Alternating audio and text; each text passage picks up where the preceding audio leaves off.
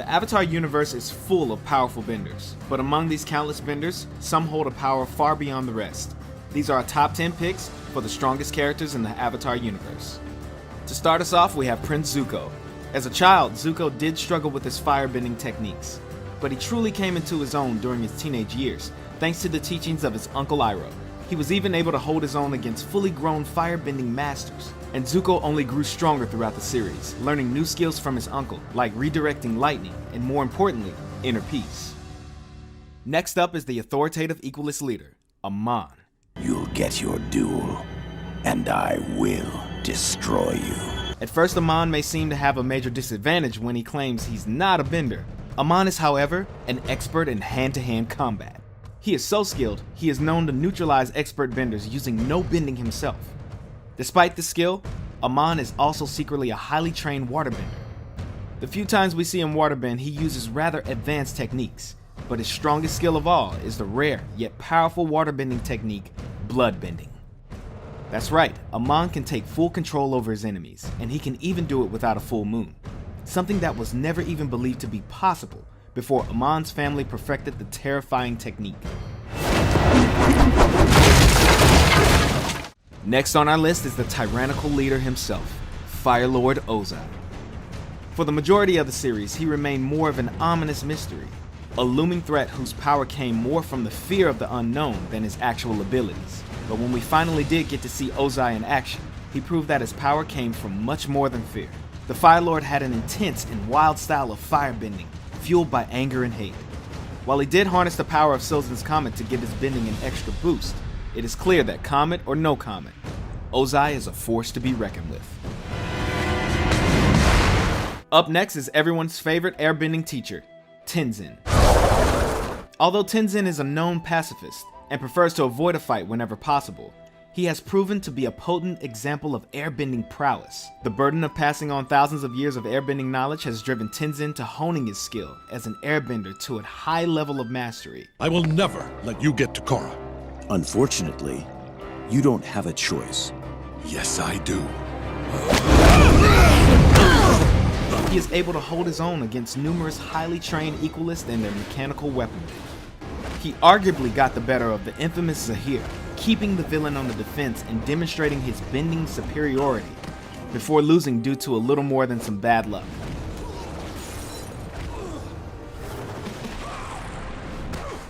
All in all, we think Tenzin could easily take Zahir in a fair fight.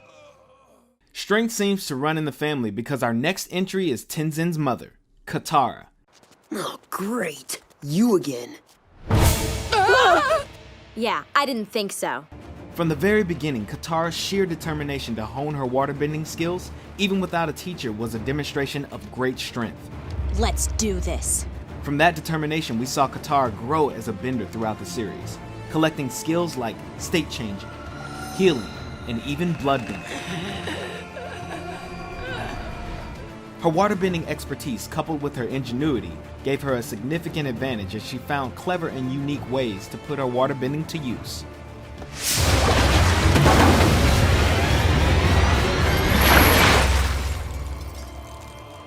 Although Azula is only 14 years old, she is regarded as one of the most fearsome firebenders of her time. After mastering the basics of firebending at a very young age, her flames held such an intense heat that they developed a signature blue color. In addition to her standard firebending, she quickly advanced onto more complicated powers, like the ability to generate and control lightning, which is regarded as one of the most powerful and dangerous techniques in a firebender's arsenal. She has also proven time and time again to be a skilled combatant and strategist, and was often able to use her smooth demeanor to get inside her opponent's head. Azula's cold and relentless personality added to her immense physical power that made her a fierce leader, as well as a frighteningly dangerous foe to any who would dare cross her. What is wrong with that child? Next up is Toph Beifong, aka the Blind Bandit. I am the greatest earthbender in the world! Don't you two dunderheads ever forget it! Though you wouldn't know it by visiting her home in Ba Sing Se, Toph is an earthbending prodigy. Her mastery of the craft allowed her to perfect the technique of using earthbending to detect vibrations in the ground, giving her a hyper-awareness of her surroundings. Not only did this replace her sight, but it allowed her to anticipate her enemy's every move and could even inform her if someone was lying. He's not lying. How can you tell? I can feel his breathing and heartbeat. When people lie, there's a physical reaction. He's telling the truth. And we haven't even scratched the surface. Toph is able to use her earthbending for countless applications, whether it's to protect her allies, immobilize her enemies, or even mobilize herself. Toph has a skill for almost any situation. Need a ride? She has even gone as far as to invent and master an entirely new form of bending. Have I ever mentioned how sweet it is that you invented metal bending? You could stand to mention it more. When Toph runs into something she struggles with, she puts her rock-like willpower to the task until she's mastered that as well. Woo! Toph, you rule. Don't let his good nature fool you, because beneath Iroh's optimism and wisdom comes a raw power that only experience can bring. As one of the few firebenders of his time that understood how to firebend without resorting to anger, Iroh had a high level of mastery over the art. Though he would usually prefer to avoid a fight, he was not afraid to demonstrate his ability if the need presented itself.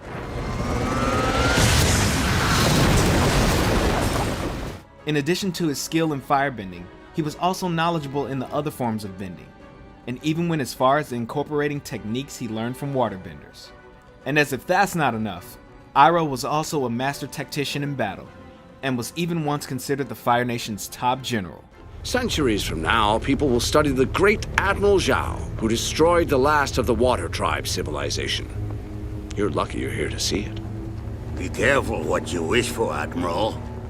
History is not always kind to its subjects. Avatar Korra showed she was capable of the basics when she was a little more than a toddler. I'm the Avatar! You gotta deal with it! By the time she was 17, she had mastered 3 out of the 4 elements and even showed immense skill in fighting while switching between bending styles.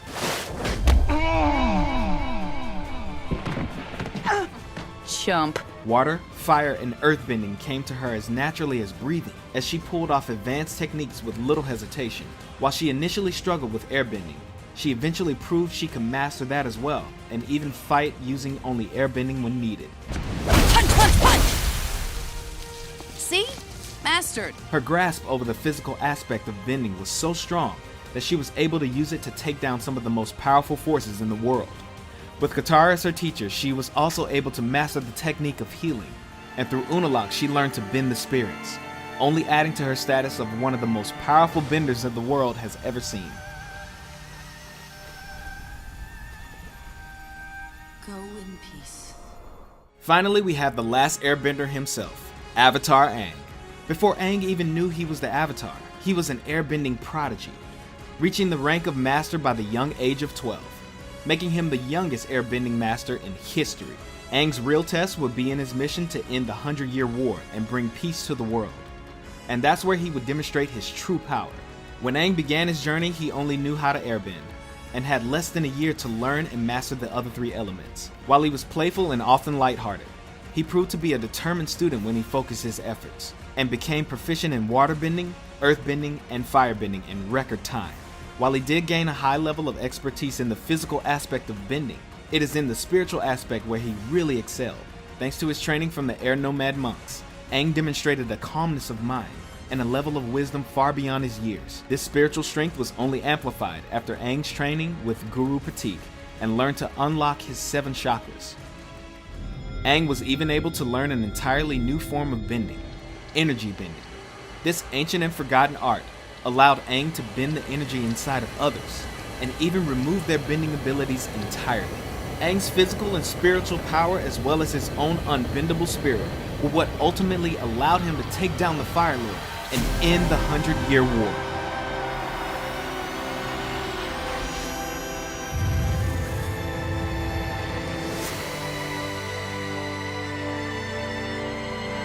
Who do you think is the strongest character in Avatar? Let us know in the comments below. That lemur! He's earthbending! No, you idiot, it's the girl! Oh, of course. Nick Rewind is all about classic Nickelodeon. Want more? Like and comment below. And don't forget to subscribe to the Nick Rewind channel and hit the bell icon so you never miss a new video.